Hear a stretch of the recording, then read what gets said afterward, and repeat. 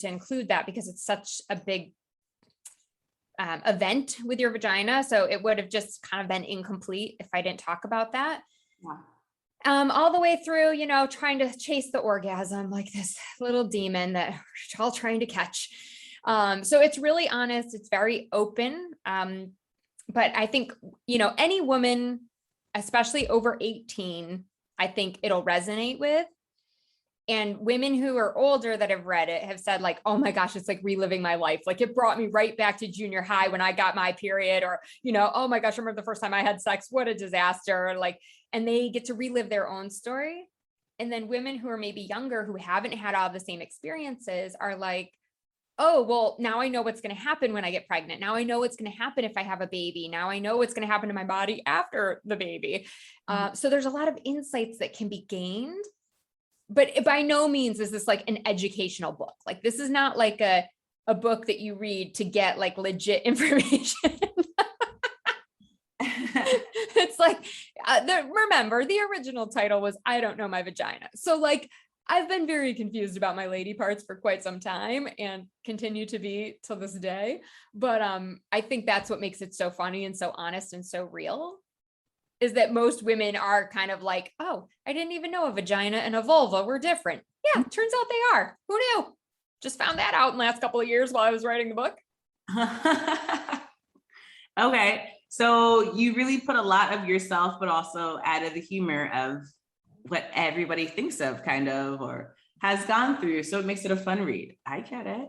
Oh yeah. Yeah. I mean, it's memoir style. So it is like everything in there is true, although I've changed the names to protect the innocent. Although I have this great mug and I know people won't be able to see it, but my sister got it for me for my birthday and it says, be careful or you'll end up in my book. So, yeah, I think there's a lot of people out there who might be wondering, did I make her book or did I get cut? Or I remember that time. Mm-hmm. Or yeah, and they might remember it differently. I don't know. We'll see. Yeah, everyone remembers the story a little bit differently. That's right. That's neat. With the process of you writing the book, how was that for you? You know what? It was really interesting because I've never considered myself a writer. I enjoyed writing essays in high school and college when I took my like one English class I had to take, but I never saw myself as a writer. And so my first draft, honestly, was just dreadful. I mean, it was really terrible. And I had my cousin who is an editor, who is an English teacher. I asked him to be my editor and was like, hey, can you just help me develop the characters a little bit? Like help me with the tenses, like just get this in a good enough place that I can share it with like a real editor. And so we had so much fun. Like every night, like I would put the kids to bed, he'd get home from work and we would be on Google Docs, like going back and forth. And he would like highlight the sections he edited. And then I would go back and fix and look at his comments. And we just had so much fun going back and forth. And then eventually we got it to a place that was good enough to share with a real editor. And then I got my editor, Gary Krebs, on board. And then we just started. He was very methodical about this, right? Like you start with the vision statement and what do you want this book to be? And who's your ideal customer? Who are you writing for? And like all these things I hadn't really put a ton of thought into. Where would you sell the book? Who would buy the book? And I was like, okay. So then we worked on the table of contents and really outlined like what the layout of the book would be, which was challenging because I'm like, I don't really know where I'm taking this book. I'm like, oh, I have to define the story arc before I actually get there. So I learned a lot through the process, but I was encouraged very early on because I sent him like the first couple of chapters and he gave me feedback and then I sent them back to him and he said, wow, he's like, I have worked with writers for years, people who have been writers for years. He's like, and they could not take my feedback and incorporate it into the story and turn those edits around as quickly and as professionally as you did. And I was like, who are you talking to? You're talking to me? Me? Are you sure? I was like, wow, okay, like maybe I am good at this.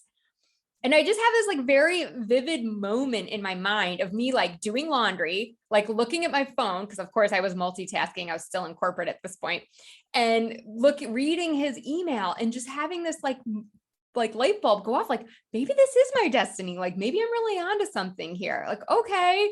And of course I finished the laundry and go do whatever else I had to do. But I have that, it's like etched into my brain where it was kind of like that first moment that I was like, okay, someone who has professional credentials is like, yeah, you can do this thing.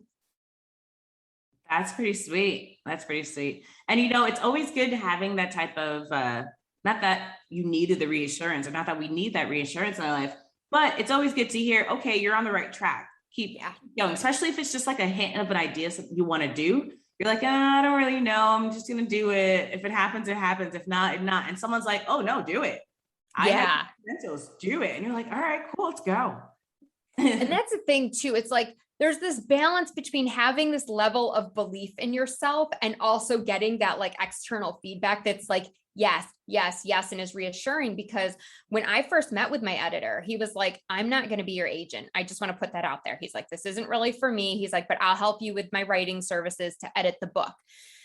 And I was like, okay. I was like, maybe I can like win him over, like, but I was like, if not, it's fine. I'll find a different agent. No big deal.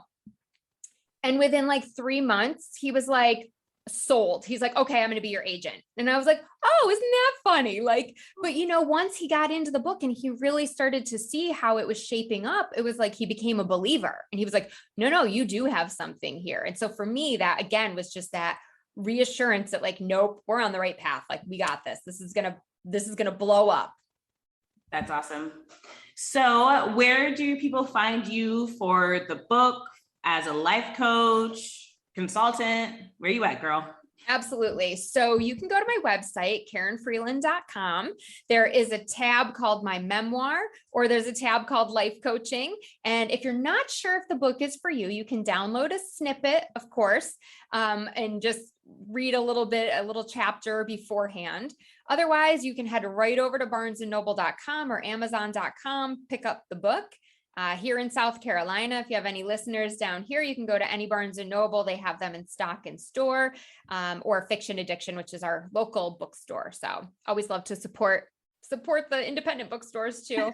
Right. And then you can find me on Instagram at Karin Freeland, Twitter at Karin Freeland, and on Facebook, Karin Freeland Life Coaching. So Karin, by the way, is with an I. I know my parents had to be different. So it's Karin. All right. I like it with the I. Thank you. Me too. But I'm like, no, that's definitely Karin. I mean, it's kind of how you pronounce it. Karin. You don't say Karen. Right. You say Karin. It makes more sense to me, but hey, I'm biased. So. Well, thanks, Karin, for coming on and chatting with us. I appreciate it. Oh my goodness. Thank you so much. I had a blast and I appreciate you sharing my book with your audience. I liked Karin. I hope you guys liked Karin. I know I say I like all of the guests that come on, and I really liked her. The conversation flew.